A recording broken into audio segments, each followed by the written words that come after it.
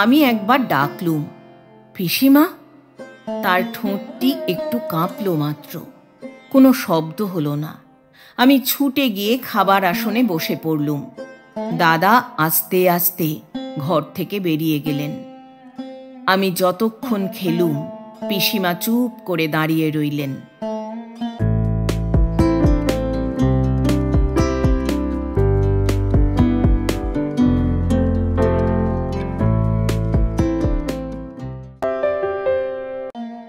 শুভেচ্ছা বন্ধুরা, এক রাশ শুভেচ্ছা আর ভালোবাসা।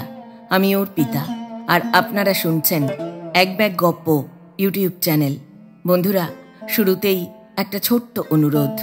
এখনও যারা এক ব্যাগ গপ্প চ্যানেলটি সাবস্ক্রাইব করেননি, তাদের উদ্দেশ্যে বলি, আজই চ্যানেলটি সাবস্ক্রাইব করে সঙ্গে থাকুন, উৎসাহ পাবো এগিয়ে চলার। আজ পড়ব শ্রদ্ধেয় লেখক মণিলাল গঙ্গোপাধ্যায় রচিত একটি ছোট গল্প, খেয়ালের খেসারত। গল্প পাঠ করছি আমি অর্পিতা। শুরু করছি।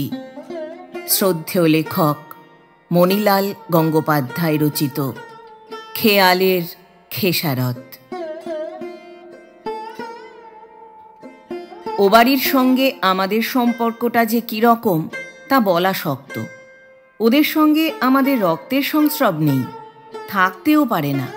তবু 3 পুরুষ ধরে ওদের সঙ্গে আমাদের দাদা, দিদি, কাকা, খুড়ি, পিসি প্রভৃতি সম্পর্ক চলে আসছে। কোন সময় কেমন করে এই আত্মীয়তা আরম্ভ হয়, সে ইতিহাস বলবার লোক এখন আমাদের পরিবারেও নেই, ওদের পরিবারেও নেই। অর্থাৎ বুড়োর দল 2 পরিবার থেকেই সরে পড়েছেন। এখন আমরা যারা আছি, ওই আত্মীয়তার সম্পর্ক উত্তরাধিকার সূত্রে লাভ করেছি। আমাদের বাড়ির এখনকার ছেলেরা কেউই এই প্রশ্ন করে না যে ওরা কায়স্থ, আমরা ব্রাহ্মণ, ওদের আমরা দাদা দিদি বলি কেন। কিংবা ওদের বাড়ির কেউই আমরা ব্রাহ্মণ বলে যে আমাদের বিশেষ একটা মর্যাদা দেয়, তাও নয়। তারা যেটুকু শ্রদ্ধা ভক্তি করে তা আত্মীয় গুরুজনের প্রতি স্বাভাবিক শ্রদ্ধা, এবং আমাদের প্রতি তাদের যে ভালোবাসা, তাতে প্রাণের টানেরই পরিচয় বেশি। কোনো গোল ছিল না। গোল বাঁধালেন আমার দাদা। কেমন করে ব্যাপারটা ঘটল তার সম্পূর্ণ ইতিহাস আমি ঠিক জানি না। হঠাৎ দেখি দাদা MA পাশ করে ছুটির সময় ভারী হিঁদু হয়ে উঠেছেন। তার ছোট বড় করে ছাঁটা চুল চৌরস হয়ে গিয়ে পেছনে এক সরু টিকি গজিয়ে উঠেছে। পৈতে গাছটা সুচিতার ঘর্ষণে সাবানের ফেনার মতো সাদা এবং তিরিক্ষি মেজাজ লোকের মতন কড়া হয়ে রয়েছে। একদিন তিনি আমায় গম্ভীরভাবে বললেন, দেখ নবীন, আর এসব চলবে না। আমাদের অনাচারে আমাদের ধর্ম, আমাদের সমাজ দিন দিন অধঃপাতে যাচ্ছে। আমরা ব্রাহ্মণরা অনেক দিন ধরে কর্তব্যে অবহেলা করে এসেছি। এবার কর্তব্যভার নিজের হাতে তুলে নিয়ে আমাদের শক্ত হয়ে দাঁড়াতে হবে। আমি বললুম, বেশ তো। দাদা বললেন, শুধু বেশ তো বললে চলবে না, তোকেও কাজে লাগতে হবে। তুই আমার ভাই, আমার পাশে এসে তোকে দাঁড়াতে হবে। আমি বললুম, কি করতে হবে? দাদা বললেন, 1 নম্বর, তোকে টিকি রাখতে হবে। আমি বললুম, তা আমি পারবো না। দাদা একটি ভ্রুকুটি হেনে বললেন, পারবি না কেন? আমি বললুম, কলেজের ছেলেরা তাহলে ভারী উৎপাত লাগাবে। দাদা বললেন, তুই কাওয়ার্ড। যা ভালো বুঝবি তা করবার সাহস যদি তোর না থাকে, তাহলে তোর মতন কাপুরুষ দুনিয়ায় নেই। আমি বললুম, দাদা তুমি ভারী ভুল করছো। আমার কাপুরুষতা তখনই প্রমাণ হবে যখন আমি স্বীকার করব টিকি রাখাটা ভালো। দাদা চমকে উঠে বললেন, তুই টিকি রাখার পক্ষপাতী নোস? আমি বললুম, মোটেই না। দাদা বললেন, কেন? আমি বললুম, তর্কশাস্ত্র অনুসারে কেন টিকি রাখব এর জবাব দিতে তুমি বাধ্য। তোমার ওই কেনর দায় আমার নয়। দাদা রেগে গিয়ে বললেন, থাম, তুই ভারী ফাজিল হয়েছিস তো। দাদার আজ্ঞায় আমি চুপ করে গেলুম, কিন্তু সেটা তার আদৌ মনঃপূত হল না, কারণ তার তর্সই ছিল না। তিনি মনে মনে চাচ্ছিলেন যে এই তর্কটা কোনো রকমে মিটে গিয়ে আমি এখনই তার দলভুক্ত হয়ে পড়ি। তিনি অধীর হয়ে বলে উঠলেন, টিকি রাখবো এই জন্যে যে ওটা আমাদের জাতীয়তার একটা গৌরবের নিশানা।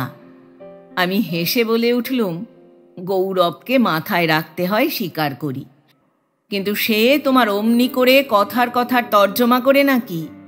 তাহলে তুমি যে এমএ, সেটাও কপালে টিকিট মেরে জাহির করে বেড়াও না। দাদা চটে উঠে বললেন, জানিস এসব ঠাট্টার বিষয় নয়। আমি বললুম, ঠাট্টা কি আমি করছি? তোমার ওই জাতীয় গৌরবটাকে তুমি তো একটা বিরাট ঠাট্টা করে তুলছ। দাদা বাধা পেয়ে মনে মনে খানিকক্ষণ ছটফট করতে লাগলেন। তারপর ধীরে ধীরে বললেন, দেখ, ওই টিকিটই হলো। আমি হেসে বললুম, কি, ভবপারের টিকিট? দাদা কটমট করে উঠলেন, ওই টিকিটা হলো আমাদের পূর্বপুরুষের সঙ্গে একটা পরিচয়ের বন্ধন। ওই বন্ধন খুলে দিলে আমাদের পরিচয়ের কোনো মর্যাদাই থাকে না। আমি বললুম, কিন্তু দাদা, পূর্ব পরিচয় ভালো করে বজায় রাখতে হলে অনেক পুরনো জিনিস ফিরিয়ে আনা দরকার। তাহলে এই ক্ষুদ্র দেহটিকে একটি প্রকাণ্ড জাদুঘর করে তুলতে হয়।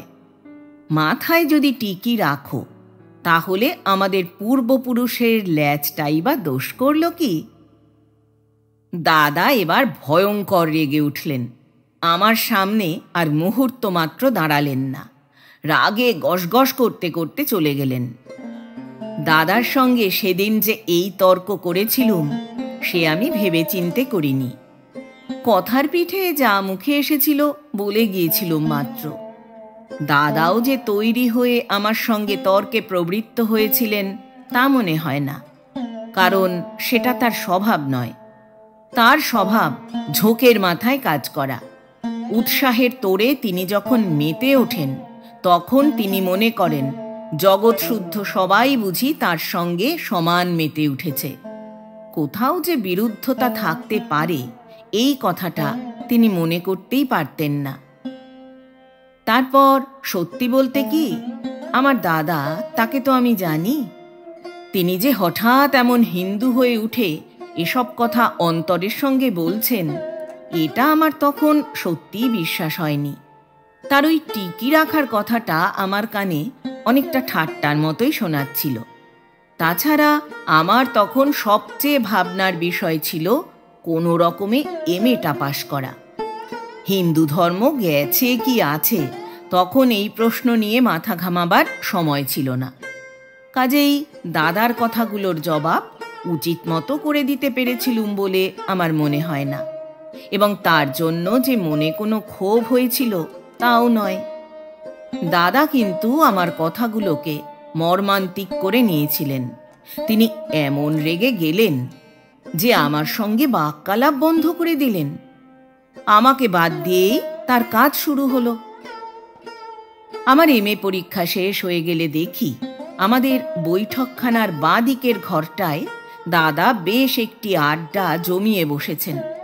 পাড়ার অনেকগুলো ছোট বড় ছেলে এসে জুটেছে। টেবিল চেয়ার উঠিয়ে দিয়ে ঘরময় কুশাসন বিছানো হয়েছে। যে সপ্তাহে চিনেমাটির পরী, ফুলদান প্রভৃতি সাজানো ছিল, সেখানে এখন বিরাজ করছে কাঁসর ঘণ্টা, শাঁখ, কোষাকুষি, পঞ্চপ্রদীপ ইত্যাদি। কেরোসিনের আলোটা সরিয়ে একটা ছোট্ট ঘিয়ের প্রদীপ বসেছে। ধূপ ধুনোর ধোঁয়ায় ঘর অন্ধকার। আমি সেই ঘরে উঁকি মারতেই দাদা মুখ ফিরিয়ে নিলেন। আমি ব্যস্ত সমস্ত হয়ে যেমন ঘরে ঢুকতে যাব, অমনি চারদিকে একটা হাঁ হাঁ শব্দ উঠল। আমি থমকে একটু পিছিয়ে গিয়ে জিজ্ঞাসা করলুম, ব্যাপার কি? সকলে ঘাড় নেড়ে বলে উঠল, জুতো পায়ে আসা যাবে না এখানে। আমি জুতো খুলতে যাচ্ছি, এমন সময় দাদা গম্ভীরভাবে বললেন, জুতো খুললেও ওর এ ঘরে ঢোকার অধিকার নেই। সত্যি বলতে কি, সকলকার সামনে দাদার এই রূঢ় কথাটা আমার প্রাণে বড় বাজল। আমি গুম হয়ে নিজের ঘরে চলে গেলুম। এরপর থেকে দাদার আড্ডায় আর ঢোকবার ইচ্ছা করিনি। পাশের ঘরে বসে প্রায়ই শুনতুম। সেখানে কখনো খুব উচ্চস্বরে স্তোত্র পাঠ হচ্ছে, কখনো বা শঙ্খ ঘণ্টা বাজছে। আমি নির্বাসিতের মতো একলাটি নিজের ঘরটিতে পড়ে থাকতুম। একে একে দাদা আমার বন্ধুদেরও আকর্ষণ করে নিতে লাগলেন। লোক বশ করবার তাঁর অদ্ভুত ক্ষমতা। তাঁর হৃদয়টি এমনই স্নেহপ্রবণ যে চারদিকের সবাইকে তিনি যেন আঁকড়ে ধরেন। তাকে পাশ কাটিয়ে যাওয়া শক্ত। আমাকে ছেড়ে বন্ধুরা যে তার কাছে যাবে তাতে আর আশ্চর্য কি। ওদের ওই আড্ডা ভাঙবার জন্যে আমার মন এমন নিষ্পিস করতে থাকতো, কি বলবো। আর কিছু ভেবে না পেয়ে আমি থেকে থেকে খুব চিৎকার করে ইংরাজি কবিতা পড়তুম। কখনো বা একটা হাতুড়ি নিয়ে দুম দাম শব্দে দেয়ালে পেরেক ঠুকতুম। দাদার মাথার চুল যে অত বাড়ন্ত এর পূর্বে আমি কখনো লক্ষ্য করিনি। দেখতে দেখতে তার টিকিটি বেশ লম্বা হয়ে উঠল। আমি সেইটিকে অত্যন্ত বিস্ময়ের সঙ্গে লক্ষ্য করে দেখতুম বলে দাদা বোধহয় ভাবতেন আমি মনে মনে ঠাট্টা করছি। তাই তিনি মুখে কিছু না বললেও ভিতরে ভিতরে যে চটে উঠতেন তা আমি বুঝতুম। দাদা একরকম স্থির করেই নিয়েছিলেন, ওই টিকি নিয়েই যখন তার সঙ্গে আমার ঝগড়া, তখন ওই টিকি যত দীর্ঘ হচ্ছে বিবাদও তত বাড়ছে বই কমছে না। সেই জন্যে তিনি আমাকে দলে টানবার আর চেষ্টাই করলেন না, এবং আমি না হলেও যে তাঁর চলে এটাও বোধহয় তিনি দেখানো দরকার বলে মনে করতেন। এর জন্যে আমি দুঃখিত ছিলুম না, কারণ আমি জানতুম দাদার সঙ্গে আমার এই মান অভিমানের পালা একদিন না একদিন শেষ হয়ে যাবেই। কিন্তু এখনকার এই ছুটির দিনগুলো একলা একলা কাটে কেমন করে? দাদার আড্ডায় প্রবেশের উপায় না পেয়ে শেষে আমি ও বাড়ির অন্দরে প্রবেশ করলুম। একেবারে অন্দরে যাবার কারণ এই যে ও বাড়ির বৈঠকখানা তখন একরকম বন্ধই থাকত। ওখানকার সতীশ এবং জ্যোতিষ আমাদের সমবয়সী দুই ভাই দাদার আড্ডায় যোগ দিয়ে অষ্টপ্রহর আমাদের বাড়িতেই পড়ে থাকত। ও বাড়ির মধ্যে সবচেয়ে আমি ভালোবাসতুম পিসিমাকে। ছেলেবেলা থেকে তার হাতের যত প্রহার এবং আহার খেয়েছি সেসব এখনো আমার মনে গাঁথা আছে। পিসিমার প্রধান গুণ এই ছিল যে প্রহারের সঙ্গে আহারের মিল না দিলে যে রসভঙ্গ হয় এটা তিনি ভালো করেই জানতেন। সেই জন্যে আমাদের কাছে ওই প্রহারটা কখনো বেতালা হয়ে ওঠেনি।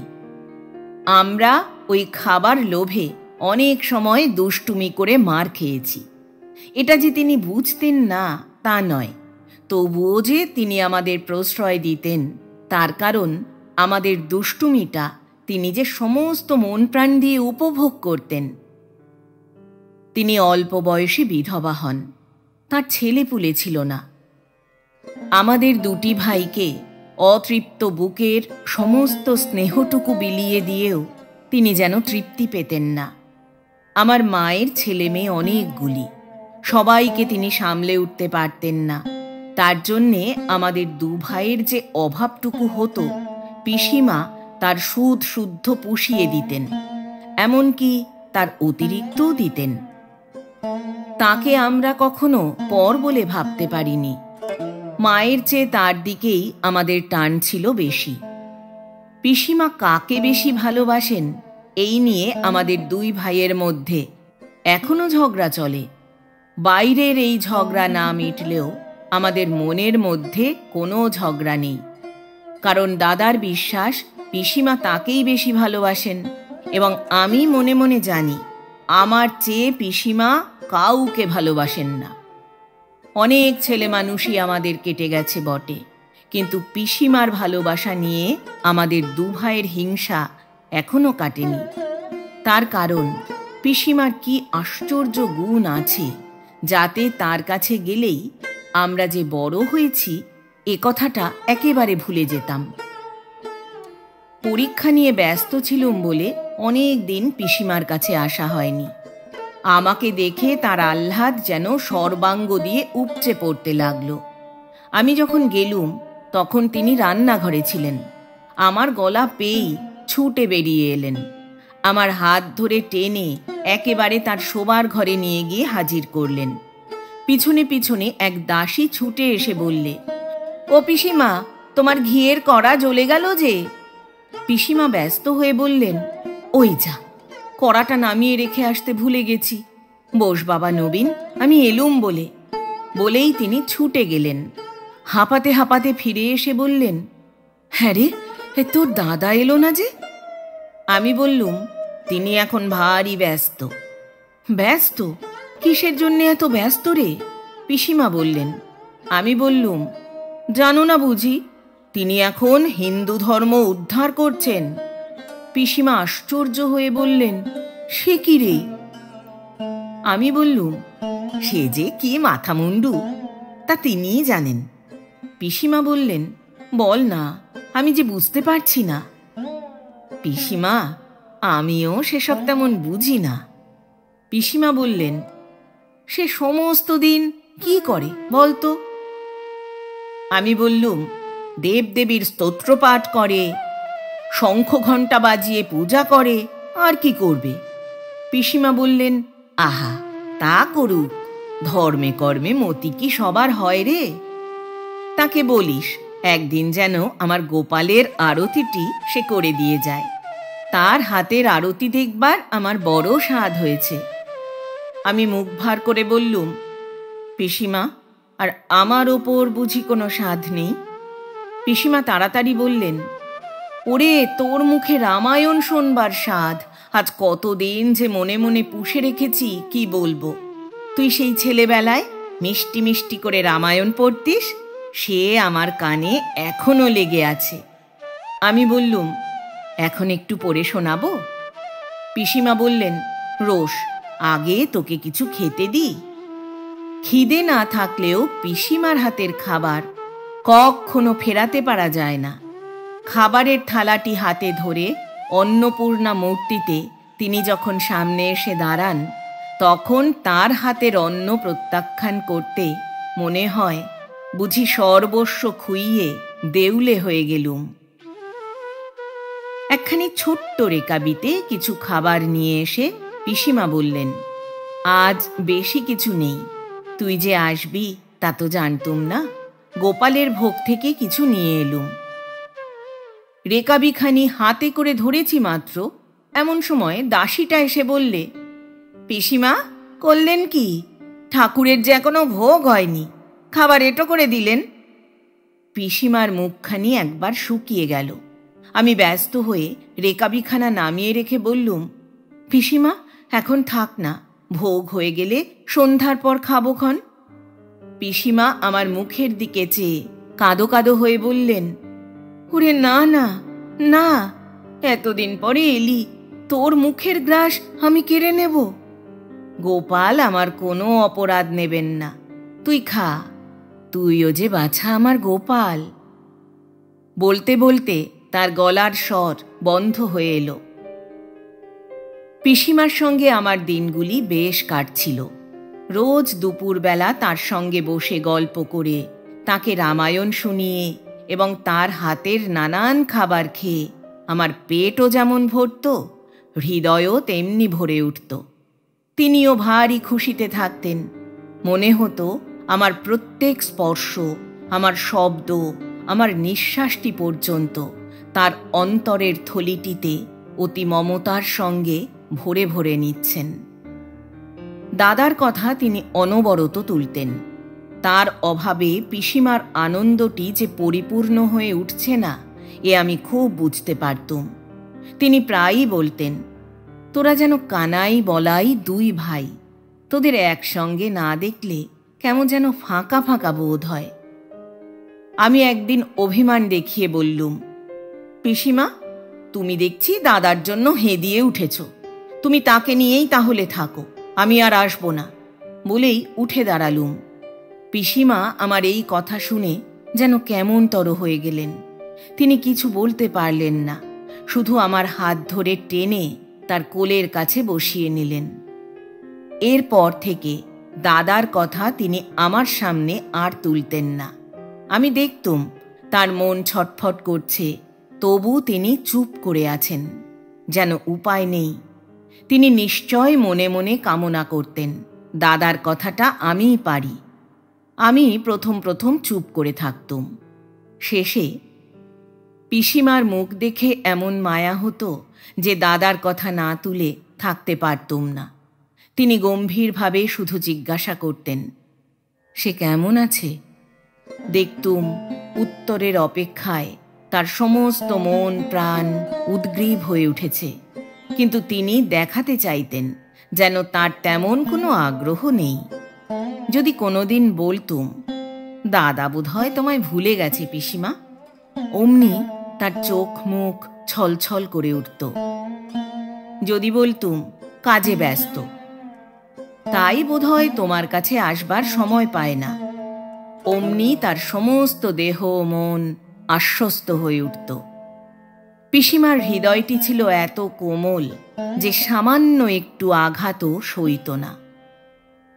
বাড়ি ফিরে রোজই দেখতুম পিসিমা এক থালা খাবার পাঠিয়ে দিয়েছেন। তিনি কিছু বলে দিতেন না, কিন্তু আমি বুঝতুম এগুলি দাদার জন্যে।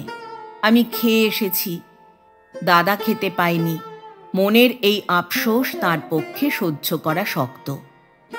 দাদা সপাকে আহার ধরেছেন, কাজেই তিনি সেসব ছুতেন না, কিন্তু এই কথাটা আমাকে পিসিমার কাছে চেপে যেতে হতো, কারণ দাদা তার খাবার খাননি শুনলে তিনি হয়তো আহার নিদ্রা ত্যাগ করেই বসে থাকবেন। দাদার হিন্দু ধর্মের সংস্কারটা যে তার বৈঠকখানার ঘরের মধ্যেই আবদ্ধ রইল তা নয়, তিনি বাড়ির ভিতরেও নানা হাঙ্গামা শুরু করে দিলেন। আমাদের পরিবারের জীবনযাত্রার মধ্যে যে এতগুলো খুঁত আছে, এতদিন তা কারুর নজরেই পড়েনি। দাদা সেগুলো খুঁটে খুঁটে বার করে স্তূপাকার করে তুললেন। তখন দেখা গেল এই আবর্জনার মধ্যে আমাদের বাপ পিতামহের ধর্ম কোথায় তলিয়ে আছে খুঁজে পাওয়া শক্ত, এবং পুরুষ ধরে আমরা এমন সব শাস্ত্র ছাড়া অনাচার করে বসে আছি যার প্রায়শ্চিত্তের বিধান মনুর শাস্ত্রের মধ্যে মাথা খুঁড়ে মরলেও মেলে না। এখন এমন অবস্থা দাঁড়িয়েছে যে শাস্ত্র মানতে গেলে আমরা যে হিন্দু আছি এ কথা মানা চলে না। আমি হতাশ হয়ে বললুম, তবে উপায়? দাদা বললেন, এইটেই তো হিন্দু ধর্মের বিশেষত্ব, কিছুতেই এর মরণ নেই। বহুকালের তপস্যায় এ অমর হবার বর লাভ করেছে। পাড়ার এক মিশনারি স্কুলে আমাদের বোন তিনটি পড়ত। দাদা বললেন, এসব আর চলবে না, ওদের আবার নতুন করে শিক্ষার পত্তন করতে হবে। ভোরবেলা শিব পূজা করা চাই, দুপুরবেলা নানা দেবদেবীর স্তোত্র এবং মন্ত্র মুখস্থ, এবং সন্ধ্যাবেলা উপদেশ। আমি সেই সময় পুরাণ থেকে সতী সাবিত্রীর উপাখ্যান পড়ে পড়ে শোনাব। ঠাকুমা দাদার কথায় সায় দিলেন, কিন্তু মা রাজি হলেন না। তিনি দাদাকে বললেন, তোর দুদিনের শখ দুদিনেই মিটে যাবে, মধ্যে থেকে মেয়ে তিনটের পড়াশুনো মাটি হবে। তাই শুনে দাদা চটে উঠে মায়ের মুখের ওপর এক লম্বা বক্তৃতা ঝাড়লেন। তার মধ্যে অনেকগুলো সংস্কৃত শ্লোক ছিল, এইটুকু শুধু আমার মনে আছে।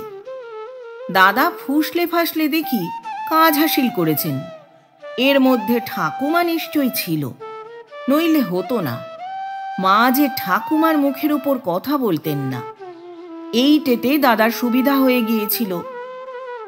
বুড়ি নেড়ি আর ফুলির স্কুল যাওয়া দিন 5-7 বন্ধ রইল দেখলুম।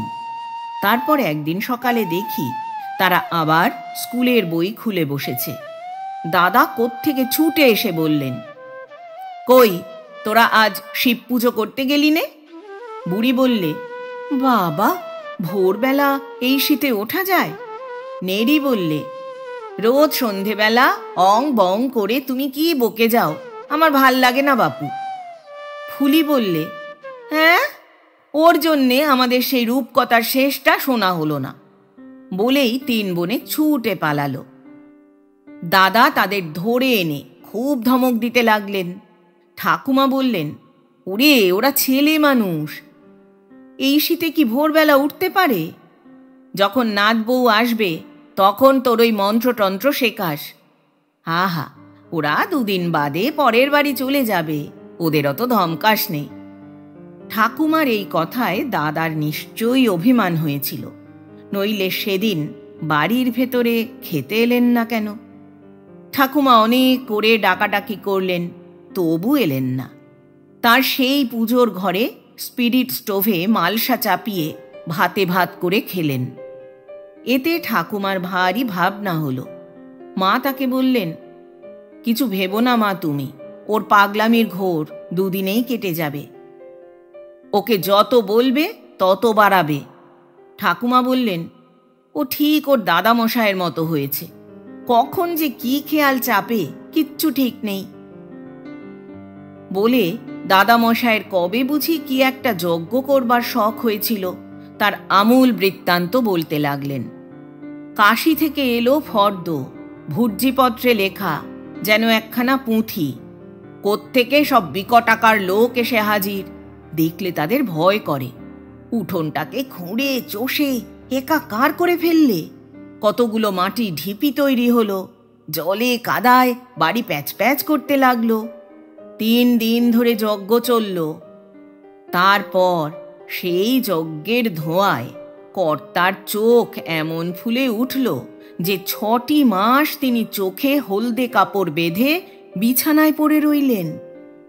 তারপর থেকে ওই হোমের ধোঁয়ার উপর তিনি এমন গেলেন চোটে যে, বৌমা, মনে পড়ে বোধহয় তোমার বিয়ের সময় হোমই দিলেন বন্ধ করে।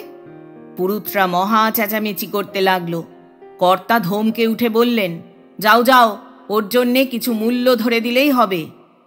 আমি তো ভয়ে কোনো কথা বলতে পারলুম না।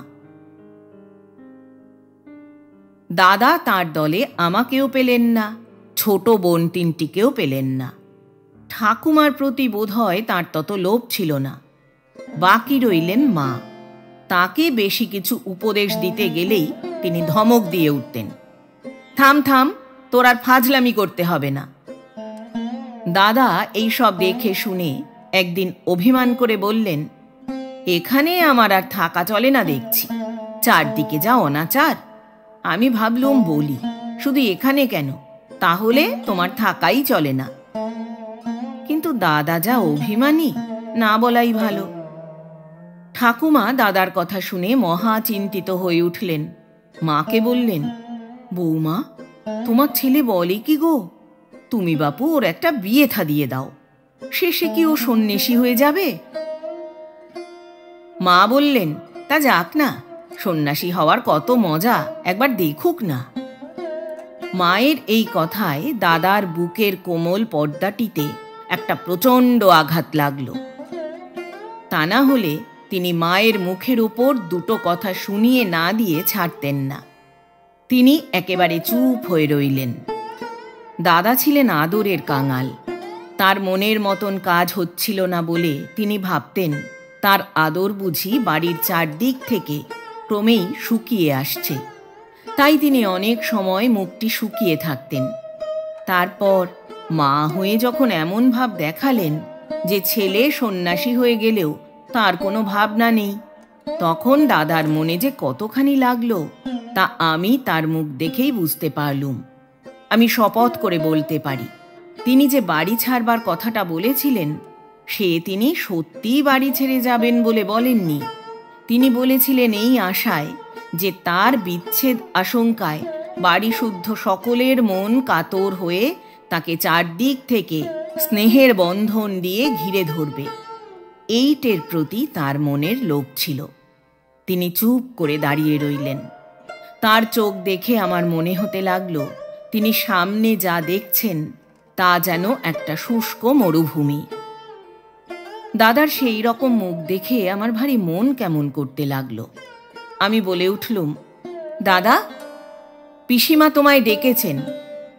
পিসিমার নাম শুনেই দাদার দৃষ্টির সেই শুষ্কতা কেটে গিয়ে চোখ দুটি ভরে উঠল। আমি তখনই তার হাত ধরে টেনে একেবারে পিসিমার কাছে হাজির করলুম। দাদাকে দেখে পিসিমার বোধহয় আহ্লাদের চেয়ে বিস্ময়টা বেশি হলো। তিনি তার দিকে চেয়ে চেয়ে বলতে লাগলেন, ওমা, এ কি চেহারা করেছিস? আমি ভাবলুম কে বুঝি গোসাই ঠাকুর এলো। দাদা চুপ করে রইলেন। পিসিমা বললেন, ওরে না রে না, সত্যি তোকে কি সুন্দর দেখাচ্ছে, কি বলবো, ইচ্ছে হচ্ছে তোকে একটা গড় করি। দাদা বললেন, পিসিমা কেমন আছো? পিসিমা বললেন, বাবা, আমার আবার থাকা থাকি, তোরা ভালো থাকলেই আমি ভালো থাকি। বলে তিনি দাদার গায়ে হাত বুলোতে লাগলেন। বুলোতে বুলোতে বললেন, হ্যাঁ রে যোগিন, তুই নাকি ধম্মকম্মে মন দিয়েছিস? আহা, বেশ বাবা, বেশ। দাদা উৎসাহিত হয়ে বললেন, দেখো পিসিমা, আমাদের কারো ধর্মকর্মে মন নেই বলেই তো আমরা অধঃপাতে যেতে বসেছি। পিসিমা নিজের দিকে আঙুল দেখিয়ে বললেন, তোর এই বুড়ো পিসিমাকে ভুলিস নে বাবা, একেও তোর ধর্মকথা কিছু কিছু শোনাস। দাদা বললেন, নিশ্চয়, তোমাকে পিসিমা অনেক কথা আমার বলবার আছে। পিসিমা বললেন, তা কি আমি জানি নে বাবা? পিসিমাকে সকল কথা না বললে ছেলেবেলায় তোর ঘুমই হতো না। দাদা বাধা দিয়ে বললেন, না না, সেসব ছেলে মানুষই কথা নয়, এসব কথা তোমার মন দিয়ে শুনতে হবে, পালন করতে হবে। পিসিমা বললেন, শুনবো বই কি বাবা, তোর ওই মিষ্টি মিষ্টি কথা শোনবার জন্যেই তো আমি হাঁ করে বসে থাকি। দাদা বললেন, আমি যা যা বলবো সব ঠিক ঠিক করতে হবে কিন্তু। পিসিমা বললেন, সে কি আর বলতে হবে রে তোকে?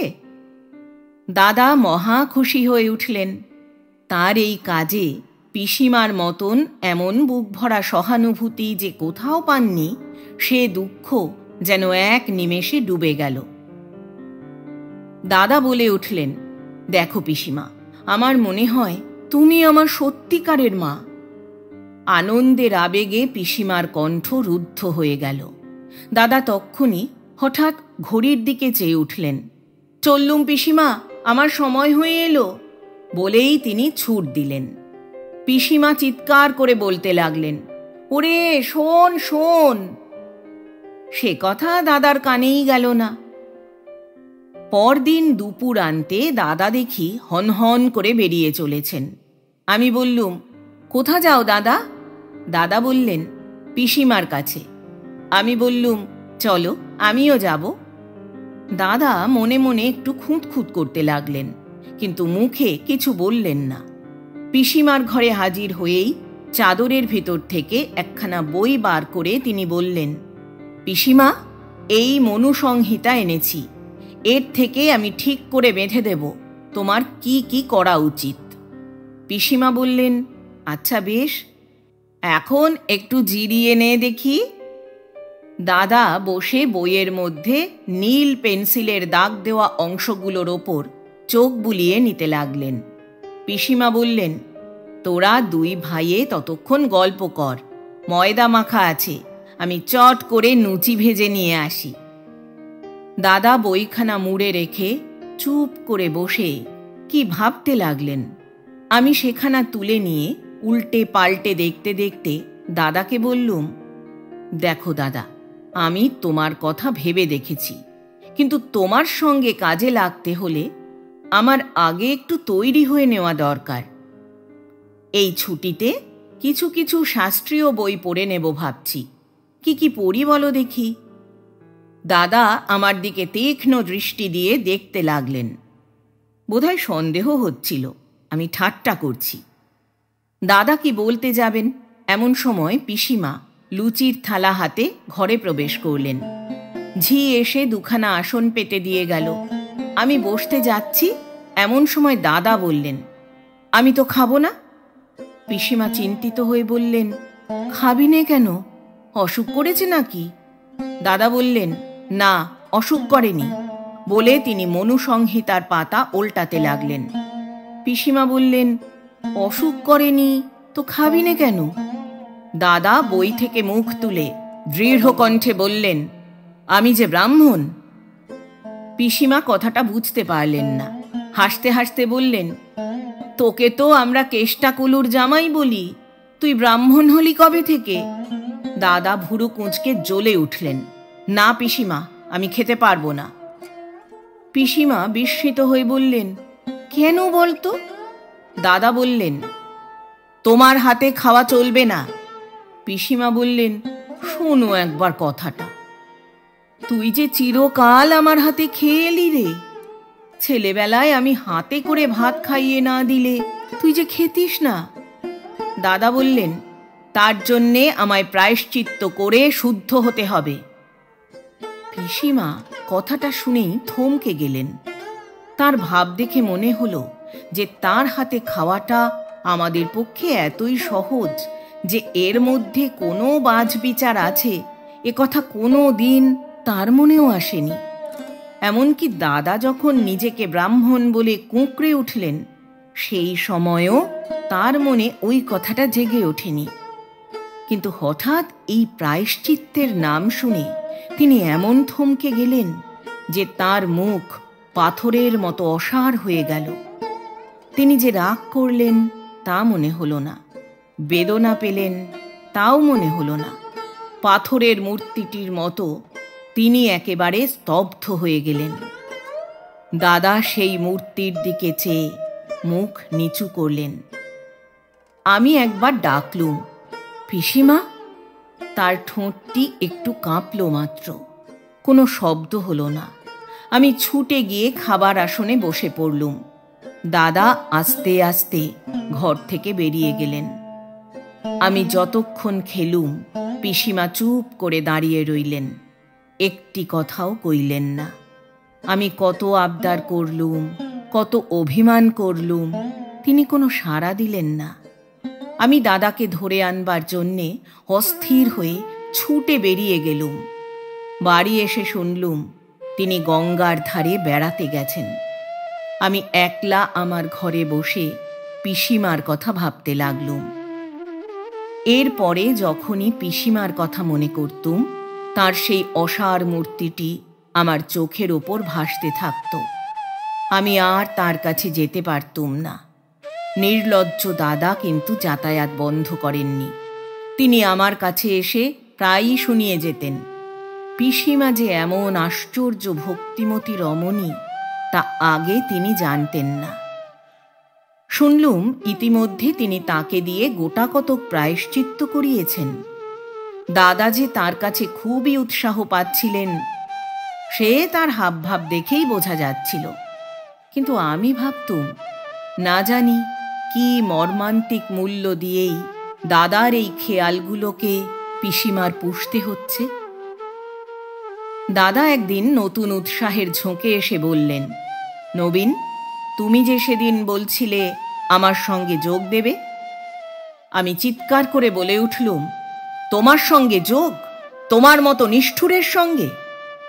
দাদা উঠে চলে যাচ্ছিলেন।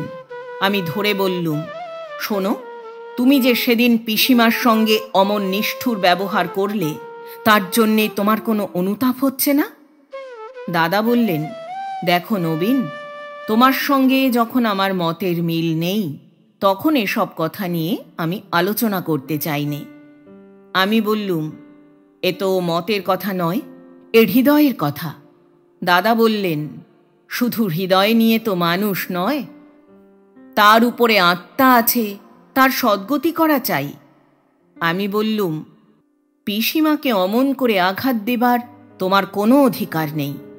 দাদা বললেন, পিসিমা যে তার নিজের অধিকারের সীমা ছাড়িয়ে চলছিলেন, তাই তো তাকে এই সংঘর্ষের আঘাত খেতে হলো। তার অধিকার কতটুকু তা আমি তাকে এখন স্পষ্ট করে নির্দেশ করে দিচ্ছি। আমি বললুম, তার মানে তুমি তাকে পলে পলে বধ করছো? আমি আরও বলতে যাচ্ছিলুম, দাদা আমার হাত ছাড়িয়ে চলে গেলেন। আমি সেদিন দুপুরবেলা যখন পিসিমার কাছে গেলুম, তখন তিনি দালানে বসে রামায়ণ শুনছিলেন। আমাকে দেখে পড়া থামিয়ে গল্প করতে লাগলেন। খানিকক্ষণ পরে আমি বললুম, পিসিমা, আমার খিদে পেয়েছে। পিসিমা বললেন, তোর মিথ্যে কথা, এই খেয়ে এলি, এরই মধ্যে খিদে? আমি বললুম, না পিসিমা, আজ আমার ভালো করে খাওয়া হয়নি। পিসিমা আমার মুখের দিকে সস্নেহে চাইতে লাগলেন। তার মুখ শুকিয়ে উঠল। তিনি দীর্ঘ নিঃশ্বাস ছেড়ে বলে উঠলেন, আজ তো ঘরে কিছু নেই বাবা। আমি বললুম, দুখানা লুচি ভেজে দাও না, নুন দিয়ে খাবো। পিসিমা বললেন, আহা, নুন দিয়ে খাবি কেন? বলতে বলতে তার চোখ ছলছল করে উঠল। আমি বলে উঠলুম, পিসিমা, বড্ড খিদে পেয়েছে। পিসিমা ধীরে ধীরে উঠে দাঁড়ালেন, বললেন, রোস, দেখি, বলে আস্তে আস্তে তিনি চলে গেলেন। অনেকক্ষণ কেটে গেল, তবু পিসিমা ফিরে এলেন না। অন্য সময় দেখেছি তিনি আমাদের সামনে বসেই ময়দা মাখতে মাখতে গল্প করতেন। আজ কিন্তু তা করলেন না। আমি দেরি দেখে তার শোবার ঘরের দিকে গেলুম। গিয়ে দেখি ঘর খিল বন্ধ। আমি কতক্ষণ ধরে ডাকাডাকি করলুম, কোনো সাড়া পেলুম না। মনে হলো যেন ভিতর থেকে একটা কান্নার নিঃশ্বাস আসছে। বাড়ি ফিরে দেখি আমার ঘরে সতীশ, জ্যোতিষ দুই ভাই বসে আছে। আমি বললুম, কি সৌভাগ্য, আজ যে আমার ঘরে, দাদার ঘরে যাওনি? সতীশ বললে, অনেক দিন তোমার সঙ্গে আড্ডা দেওয়া হয়নি, তাই একবার এলুম। জ্যোতিষ বললে, নবীন, তোমার ঘরটি বেশ লাগছে ভাই, ভারী একটা স্নিগ্ধ ভাব আছে, শরীরটা বেশ একটু আরাম পায়। সতীশ বললে, তোমার দাদার ঘর থেকে এসে মনে হচ্ছে যেন বুকটা হাঁপ ছেড়ে বাঁচল, ওখানে যা ধুনোর ধোঁয়া। জ্যোতিষ বললে, আমার তো ভাই ওই ধোঁয়ায় শিরোপ্পীড়া হবার জো হয়েছে। সতীশ বললে, তোমার দাদাকে কতবার বলেছি ওই ধোঁয়াটা একটু কম করো। তোমার দাদা সে কথা কানেই তোলে না। তার বোধহয় বিশ্বাস যে ওই পবিত্র ধোঁয়া যত বেশি পাকিয়ে উঠবে, বাহির এবং অন্তরের ময়লা ততই সাফ হয়ে গিয়ে আমরা শুদ্ধ হয়ে উঠব। হঠাৎ দেখি মহিমচন্দ্র দাদার ঘর থেকে বেরিয়ে আমার ঘরে এলো। তার মতন ছেলেও যে দাদার আড্ডায় যোগ দিয়েছে তা আমি জানতুম না। শুনলুম এই তার প্রথম দিন। সে আমার ঘরের চারদিকটায় চোখ ফিরিয়ে বললে, বাহ, তোমরা যে তোফা বসে আছো হে। আমার ভাই এতক্ষণ সিগারেট না খেয়ে পেট ফুলছিল। এ তোমাদের কিরকম ক্লাব হে যে সিগারেট খাবার জো নেই? বলেই রূপোর কেস বার করে একটা সিগারেট ধরিয়ে সজোরে এক টান মেরে প্রায় 1 ইঞ্জিন ধোঁয়া বের করে দিলে। আমি বললুম, সন্ধে হলো, চায়ের আয়োজন করা যাক, কি বলো?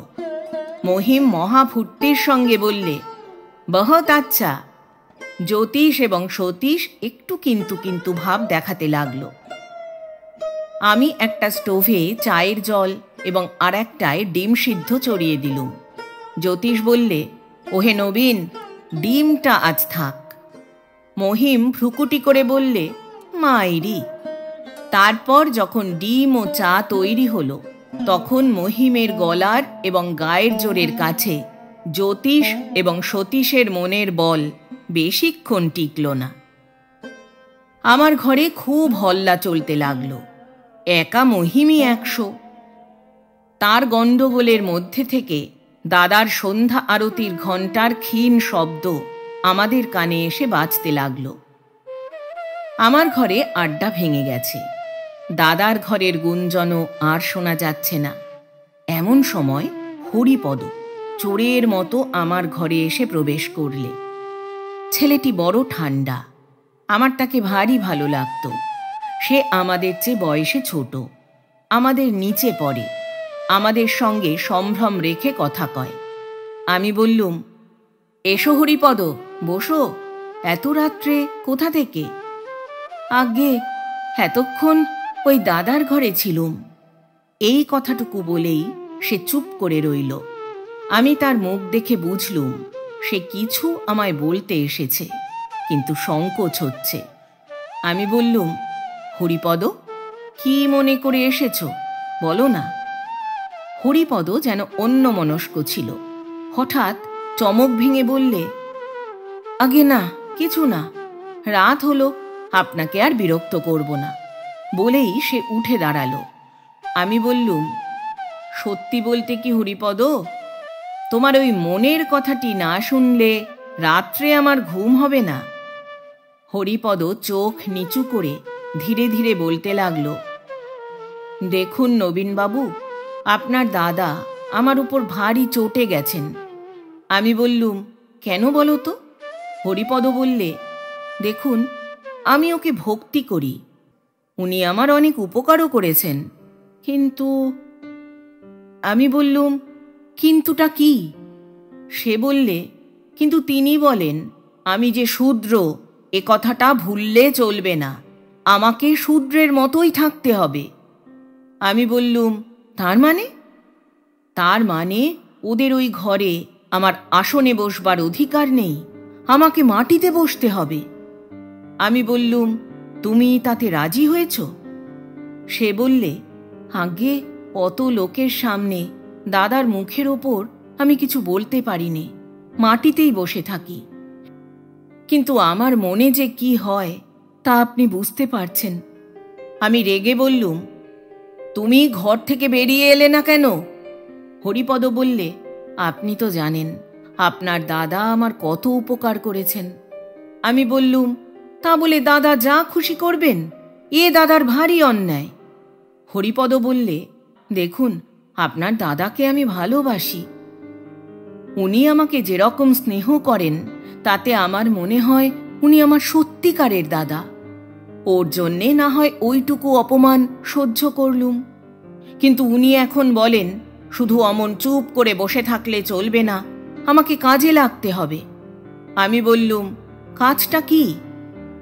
উনি বলেন আমাদের বিধিদত্ত কাজ যা নির্দিষ্ট আছে তাই আমাকে গ্রহণ করতে হবে। আমি বললুম, সেটা কি? হরিপদ বললে, সেবা।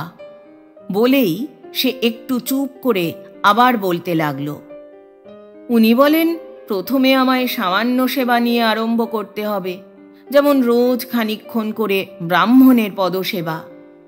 দাদার পদসেবা না হয় একটু করলুম, সে আমি খুশি হয়ে করতে পারি, কিন্তু উনি চান ওর দলে যত ব্রাহ্মণ আছে সকলের পায়ে হাত বুলোতে হবে।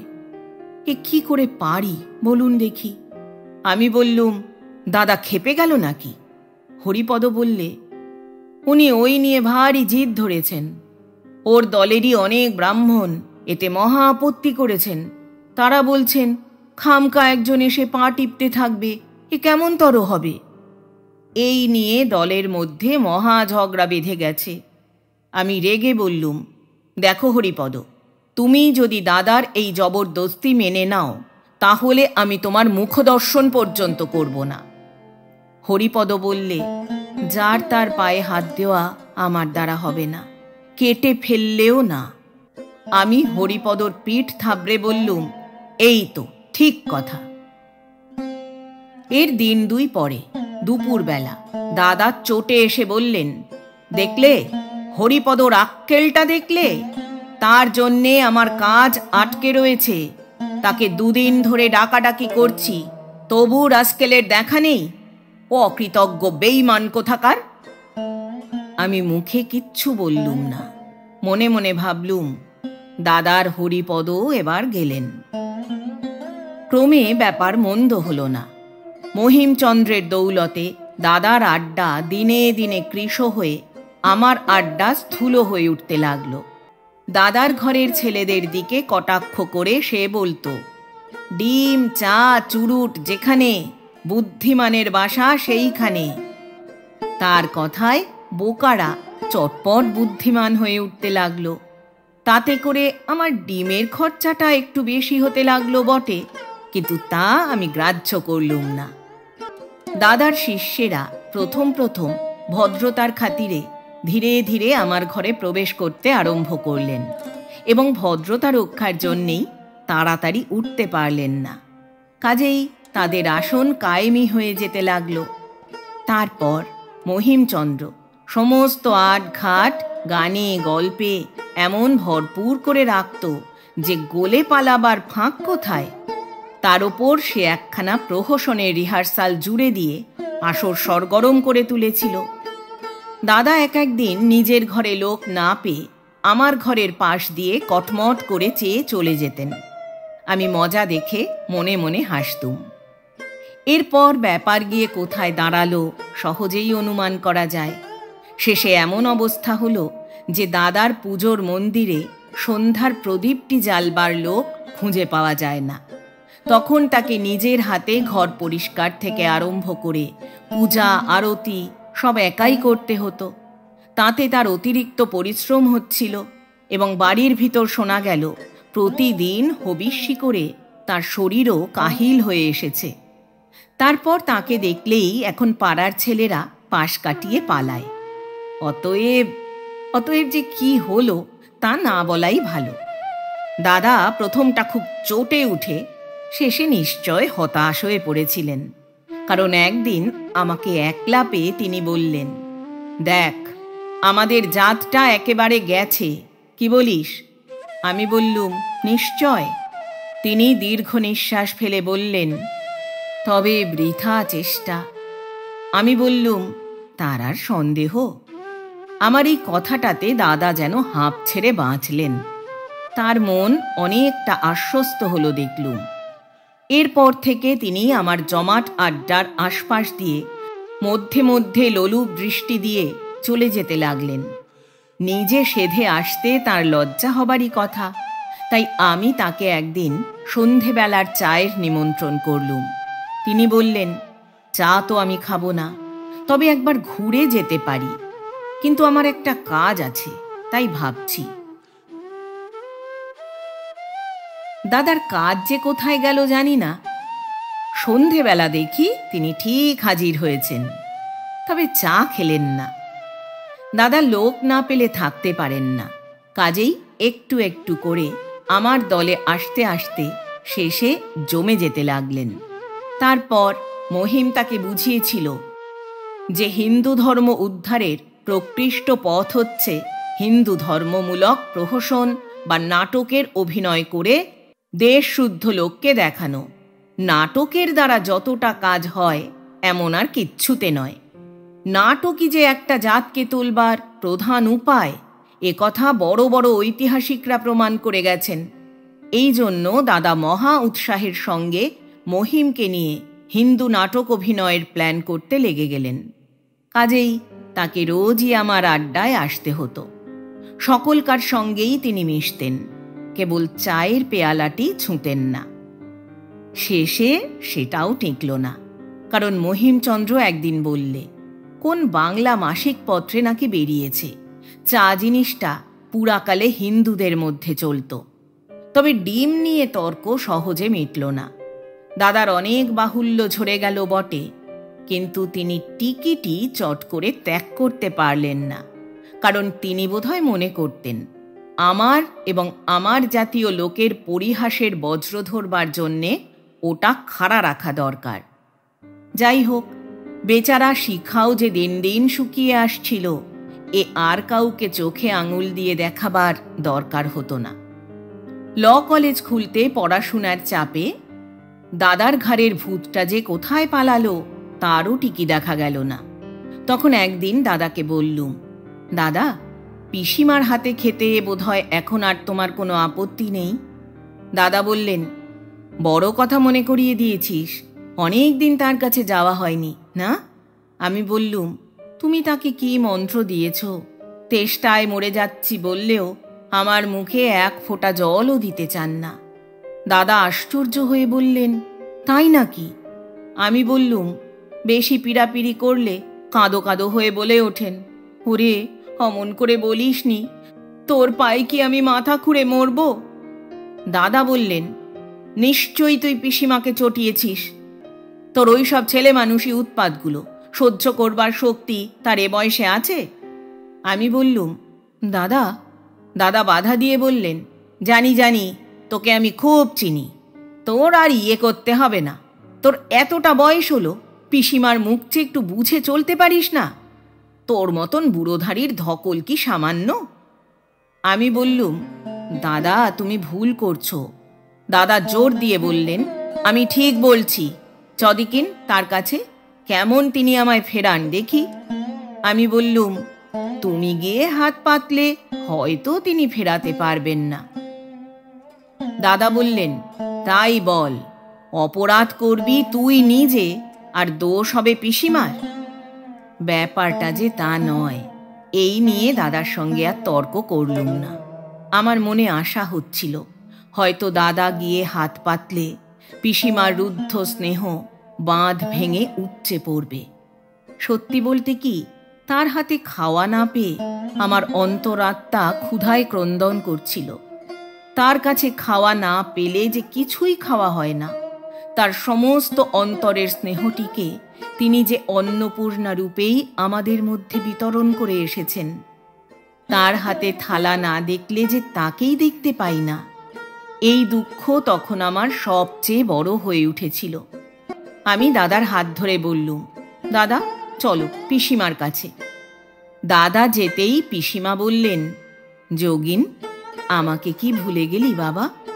তোর এই পাপী পিসিমাকে মাঝে মাঝে দুটো ধম্ম কথা শুনিয়ে যাস। দাদা হঠাৎ চমকে উঠলেন। তারপর গম্ভীরভাবে বললেন, ওসব ছেড়ে দিয়েছি পিসিমা। পিসিমা বললেন, বেশ করেছিস বাবা, এই কি তোর ধম্মকম্মের সময়?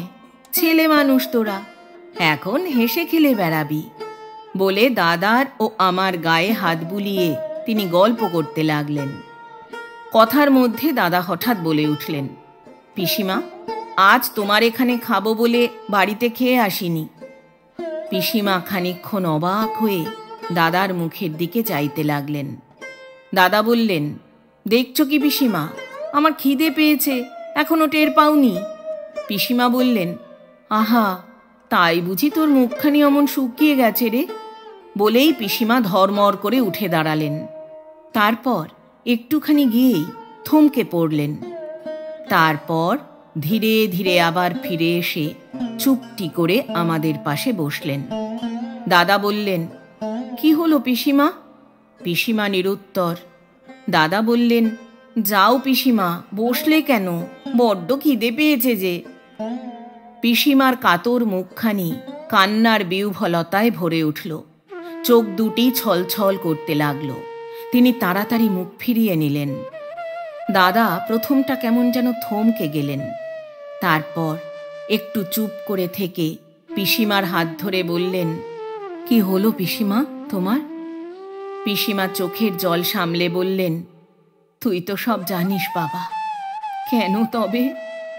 বলতে বলতে তার কণ্ঠ রুদ্ধ হয়ে এলো। দাদা কি বলতে যাচ্ছিলেন, তারও কথা আটকে গেল। পিসিমা ছলছল চোখে চাইতে লাগলেন। তার মনের সেই নিরুপায়তার অস্ফুট ছটফটানি দেখে আমার প্রাণ আকুল হয়ে উঠল। আমি ছুটে গিয়ে তার পায়ের উপর পড়ে বললুম, পিসিমা, তুমি যদি খেতে না দাও তবে। পিসিমা আঁতকে উঠে তাড়াতাড়ি পা সরিয়ে ছিটকে দূরে চলে গেলেন। তার মুখখানি শুকিয়ে কাঠ হয়ে এলো। দেখলুম তার দু চোখের দৃষ্টি যেন কোন সুদূরের বিভীষিকায় নিদারুণ ভীত হয়ে উঠছে। তিনি আর্তনাদ করে বলে উঠলেন, ওরে, আমায় রক্ষে কর, রক্ষে কর, আমার পরকাল নষ্ট করিসনি।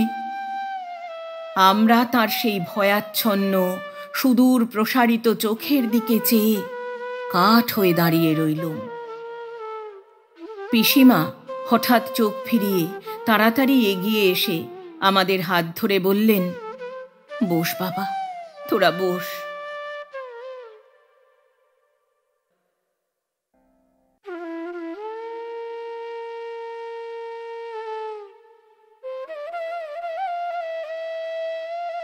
এতক্ষণ শুনলেন শ্রদ্ধেয় লেখক মণিলাল গঙ্গোপাধ্যায় রচিত খেয়ালের খেসারত। গল্প পাঠ করলাম আমি অর্পিতা। শব্দ নির্মাণ করেছেন সাহিত্য সমাহার চ্যানেলের আকাশ। প্রচ্ছদ এঁকেছেন মোনালিসা। বন্ধুরা, আবার আসবো আগামী সপ্তাহে আবার কোনো ভালো লাগা গল্প নিয়ে। আজ তাহলে বিদায় নিচ্ছি। সবাই ভালো থাকবেন, সুস্থ থাকবেন। আর হ্যাঁ, গল্প পাঠ ভালো লাগলে চ্যানেলটি সাবস্ক্রাইব করে পাশে থাকবেন।